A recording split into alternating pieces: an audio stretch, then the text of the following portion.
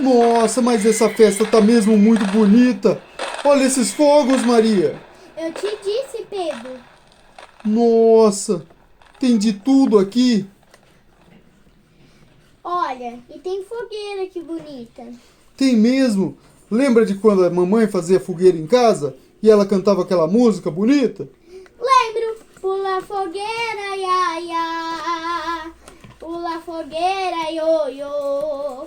Cuidado para não se queimar. Olha que a fogueira já queimou o meu amor. Pula fogueira, ia, ia. Pula fogueira, ioiô. Cuidado para não se queimar. Olha que a fogueira já queimou o meu amor. Nossa, é muito bom mesmo, Maria. Eu vou ali atrás buscar mais uns doces. Ai, esse Pedro só pensa em comer. Ah, com quem vamos dançar? Ô padre, ô padre. Oi, minha filha. Tudo bem com você? Tudo bem. Só estaria melhor se eu tivesse um par. Será que se eu rezar para São João, ele me ajuda? São João não, talvez Santo Antônio, minha filha. Talvez Santo Antônio.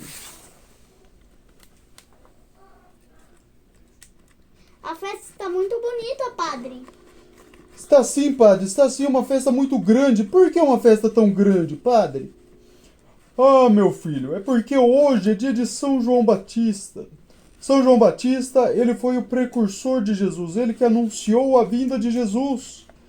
Ele que anunciou a chegada do Salvador. Por isso nós comemoramos com muita alegria, com muita festa.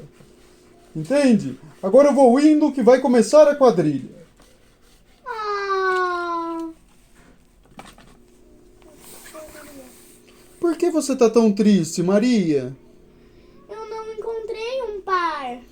Horas, Maria, eu posso ser o seu par. Eu sou seu irmão. Podemos dançar. Vamos nos divertir dançando? Vamos! Pula fogueira, ia, ia. Você começa muito baixo também.